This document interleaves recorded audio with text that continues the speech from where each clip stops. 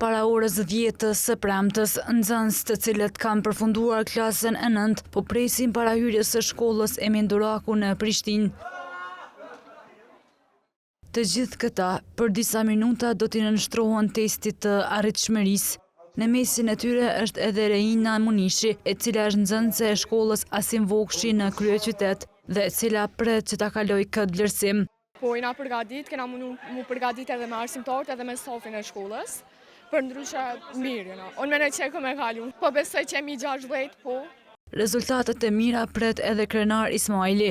Jëmë përgatit këza shumë, dhe me thonë që ato mësime që kena po si kemë përsërit, edhe shpresojmë i morë rezultate sa më të mira. E me të bërë ora 10, një nga një hynë brenda.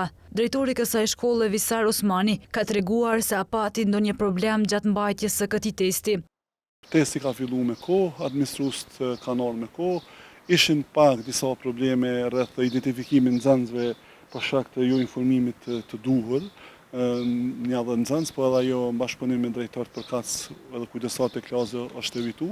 Testi me kohë filloi edhe në shkollën e Gjelbër në Prishtinë. Drejtori i kësaj shkolle, Besart Ismaili, ka treguar masat që janë ndërmarrë që nxënësit të mos kopjojnë. I kemi tregu nxënësve që është jashtëligjshme përdorimi i telefonave, në momentin që nxirret me telefona automatikisht do të hupet drejta e testimit. Të gjithë nxënësit janë të vetëdijshëm që nuk guxojnë të kopjojnë. Para ndalim interneti është i nalur në komplet shkollën. Nxënësve ju morën edhe telefonat para se të hyjnë në test.